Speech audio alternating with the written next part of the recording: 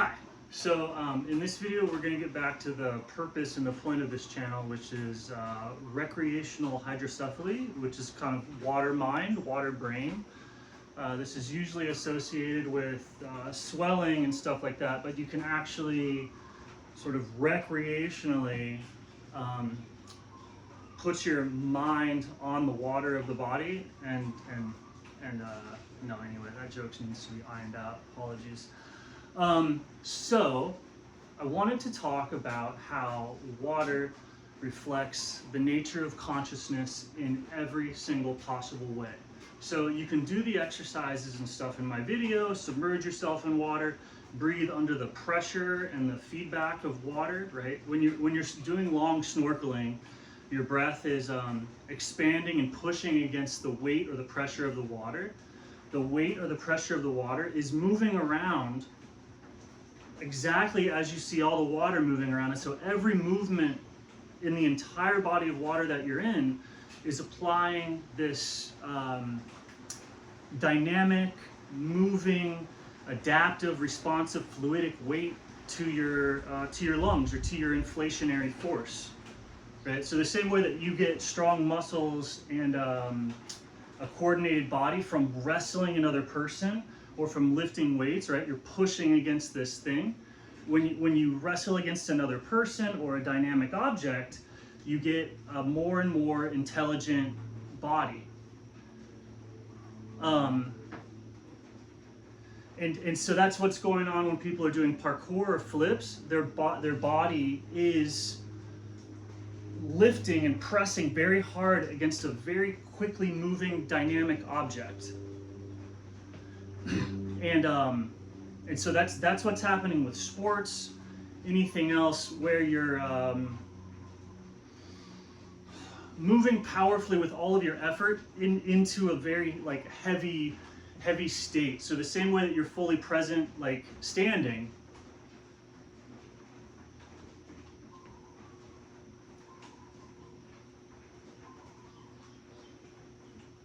you're so pressed into this state with your breath, and you're allowing the totality of everything around you to compress in on you evenly in this standing, resting, neutral posture.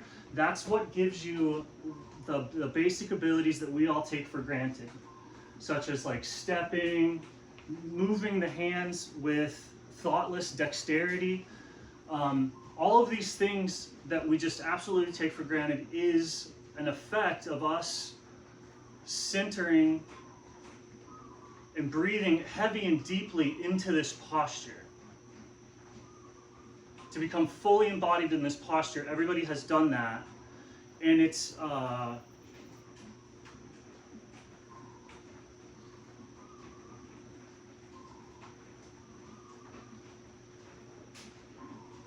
so when you apply pressure to that posture, be it like with a weight or another person wrestling you or something like that, as you apply weight to it or change it, right? I can go down here to this posture that I'm not in very much. And so if I move into this posture to the same degree that I do when I'm standing, it's equally effortless.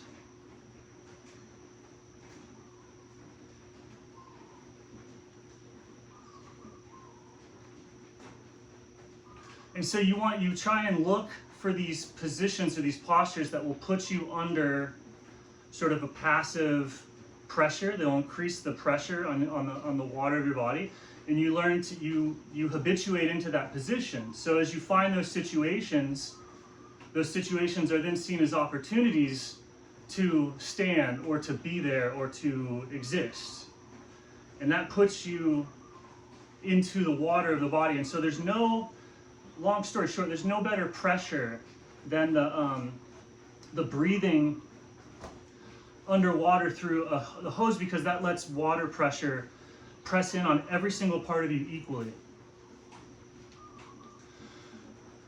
What's good about, say, doing Brazilian Jiu-Jitsu versus like weightlifting is that person is trying to press into you or get you, right? And so every time you get them, if you press back against them, they will change how they are pressing or pulling and continue to go into it. So it causes that pressure means like everywhere that they sort of attack you or go for you that you weren't there yet, it's causing the pressure that they're putting on you to be more systemic, more total, more enveloping. Versus when you pick up weights, unless you have a coach like telling you to vary it up or whatever, every time you pick up that weight, it's the exact same type of pressure. And so that develops like a less encapsulating fluidic experience. And so when you're having a fluidic experience that's not total, you don't float. The only way that water helps you float is if it's evenly pressed all about you everywhere. You can only have about 10% of your body out of the water, maybe less, to like stay floating. So you can't, in no parts of you can be out of your mind, or you'll be sinking and then consciousness doesn't float you. There's no flotation that you can feel.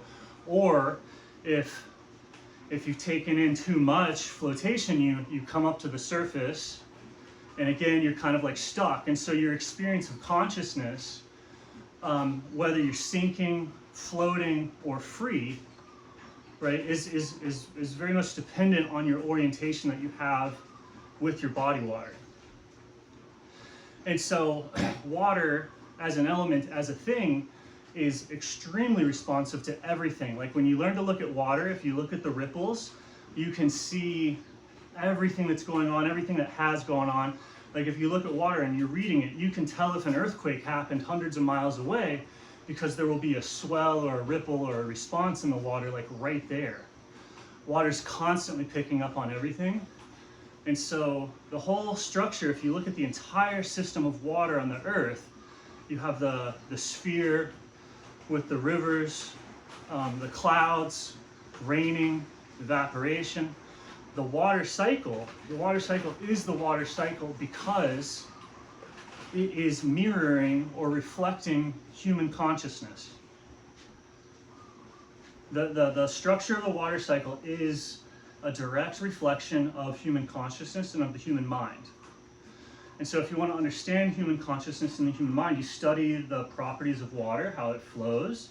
You would want to study it at the direct level of perception. So digging into it and saying that it's H2O or abstracting the water doesn't really help you study what I'm talking about. So you want to study water right at the level that you can experience, which is drinking, being, moving through, moving it around, splashing in it, being carried by it, surfing, kayaking, river stuff, hunting in it, sailboating in it, power boating, motor boating, scuba diving, all the different ways that people interact with water and all the different positions and posture water is in, so including being the majority of the body of all life on Earth. At the human level that you can perceive. We don't know of anything that's alive that we can experience that doesn't have a body that's composed mostly of water.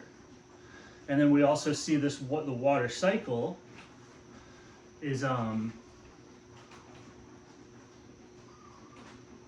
also again reflecting the nature of consciousness, that all the water in its totality is the body of a being. And so just get rid of all the stuff in the water and you look at what the water is doing, right? Like look at all the water on the earth, subtract all the land, subtract everything and just look at it as a structure. And you have the river systems, which is consciousness experiencing what we would call time. It's where there's physical mass moving through a space, right? And so the water that starts up top moves down the hill, and that's chronological or chronos time. Consciousness experiences time in that way. That is consciousness experiencing time in that way. So we're experiencing time like that, but the river is time doing it that way. It's a reflection, it's a mirror, or we're a mirror of it. Those two things flowing through space like that that's the mirror aspect. So when you look at the fate, or you look at the fate of the water that starts at the top of the river kind of stays exactly the same. The rapid is always there. The eddy is always there. The slow spot is always there, right? As it goes down the river, none of that changes very much. It does change over like just a long time of consciousness moving down the river. The river will start to shape or twist, but from the perspective of anything moving through the river is kind of predetermined, does not change. You could kind of change where you are in the river, but it doesn't change the river itself at all, right? Imagine you're swimming in a river. That's you being born. That's life, and that it's going over and over and over and over again, unbroken differentiation forever, right? That's time. And as the river changes based off of what the water is doing as it erodes it, that's that higher dimensional perspective, right? So the river is a reflection of this thing that's happening in our consciousness, in our mind. As the river comes to its completion, right? So as life ends, as chronological time ends, it comes to either a lake, where time slows down to nearly a stop before carrying on again to a river, or it can end at the lake, or it runs into the ocean. So all time for consciousness goes from a river into an ocean. The ocean is of a different ontological nature than the river. The water is no longer flowing. Like it moves, it kind of moves. There's currents in the ocean, but the majority of the motion in the ocean is these big energetic waves that are hosted by the water. So up here in the river, the water was the thing moving, and the water was the wave, was the movement, was the thing, and then it reaches its completion, and suddenly the water is no longer the movement, but the movement is passing through the water, and the water facilitates the movement in a thing that we call waves.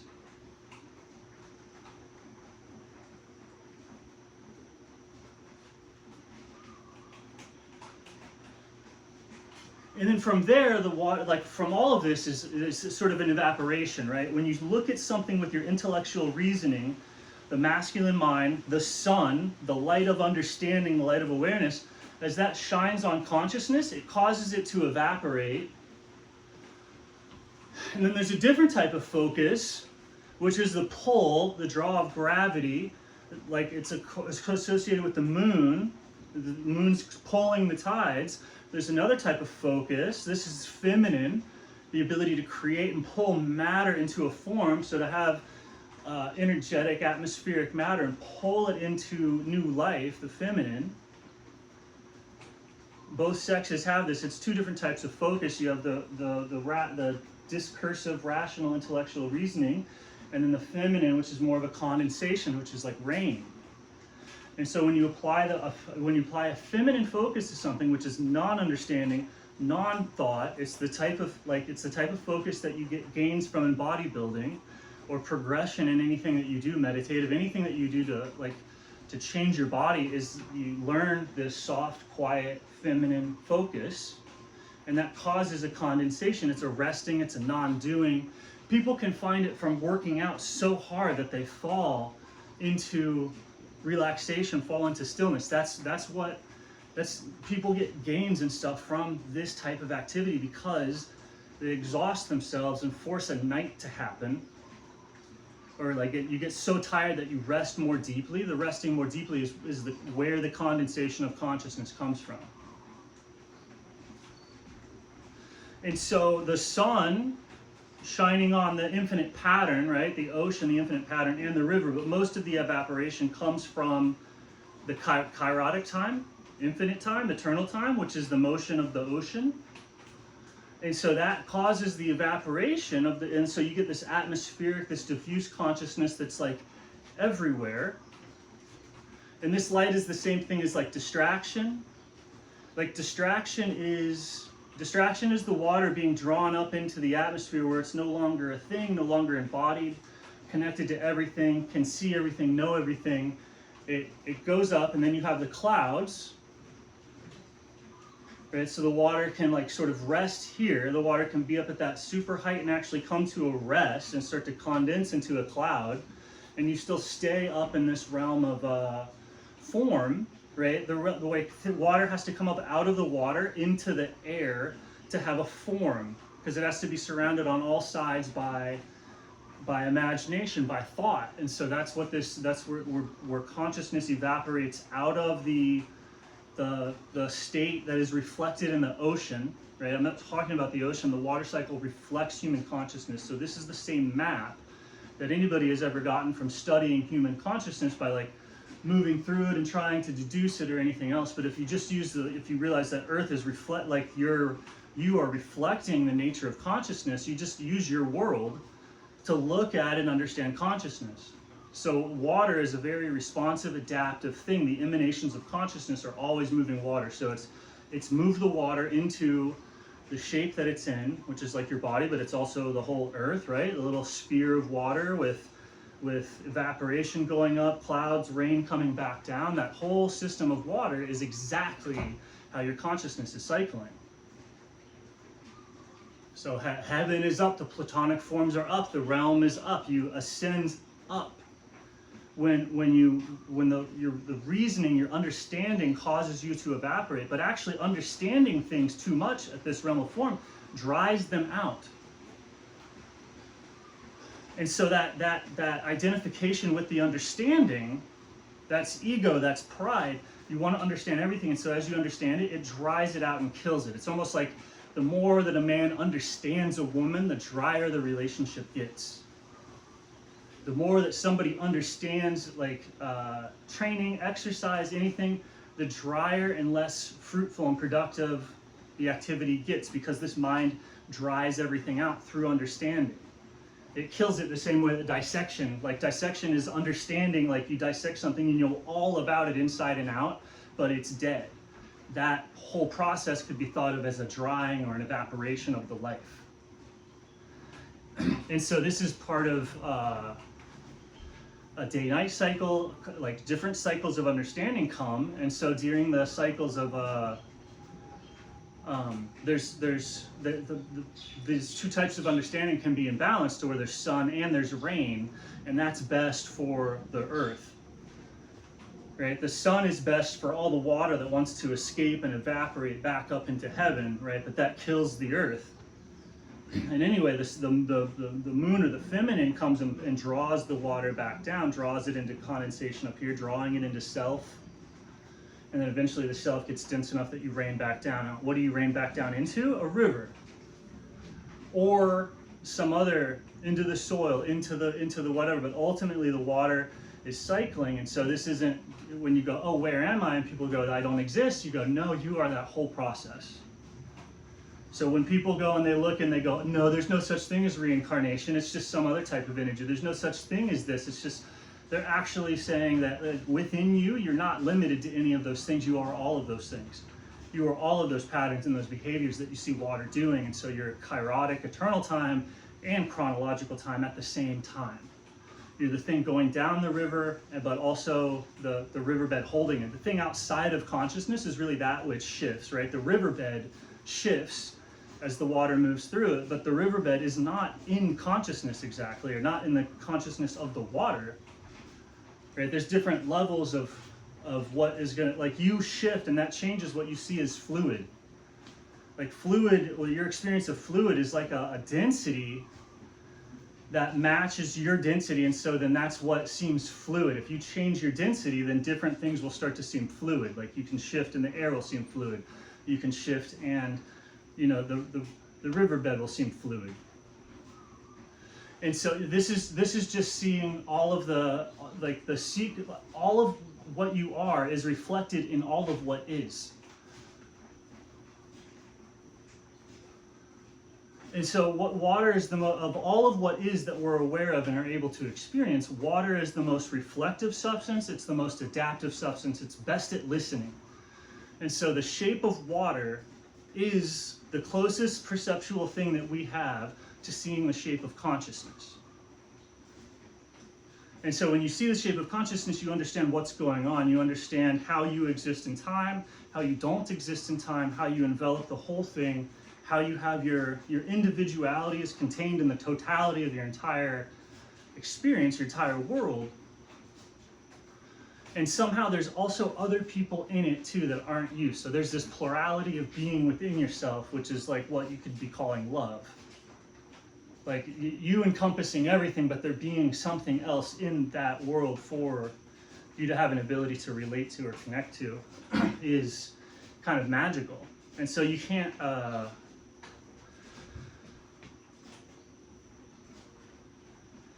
it's the same pattern happening over and over and over. So every age of humanity, these cycles conscious, you get these people that have too much sun, too much solar, too much rationality, too much pride, and they dry the world out, kind of turning it into a techno-computer sort of thing.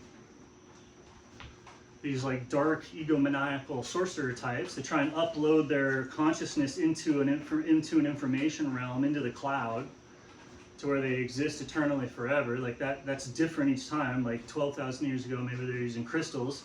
Now they're using different technology, but it's the same story, the same pattern, cycles over and over and over eternally. So you can look into some of those spots and experience all sorts of different types of time happening, from the cycle itself to the slow moving of the riverbed to the whole system, whatever shape you think it is, moving through the seasons. All these are different like notions of time, and people have dropped into and experienced all these different types of time.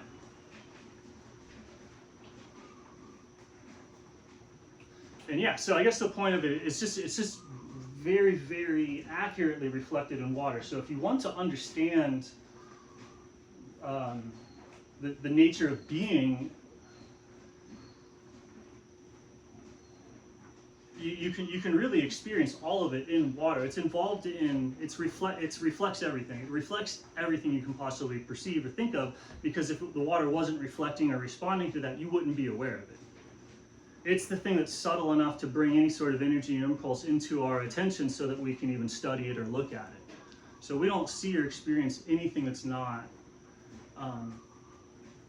reflected by water, and water's not responsive to it. So when you look at the water cycle, you're looking at the entirety of anything you could ever think to study or know is in that thing reflected. And then there's since it's reflecting, there's obviously a whole world outside of that you can't know in that way. Just like you can't, like a mirror might reflect everything you could possibly think of, but you can't know anything in that way. And if you were to turn away from the mirror, so you're turning away from perception, which includes water, into the reality, it's like you can't know that. It doesn't make sense to know it, because the knowing is the reflection, right? Anyway, okay.